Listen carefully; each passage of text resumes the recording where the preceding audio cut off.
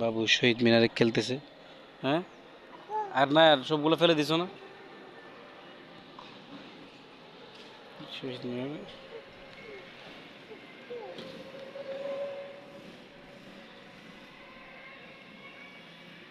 না, নিচে যায় না কেন, ময়লা আছে। আলহামদুলিল্লাহ, আজকে আমরা সাইডে ঘুরতে আসলাম আমার বাবুকে নিয়ে।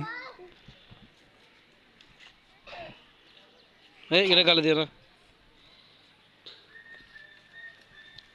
দেখুন কে কে ভাড়া।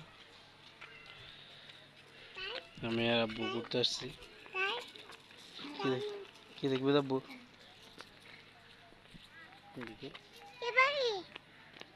একটা ভিডিও করতেছি।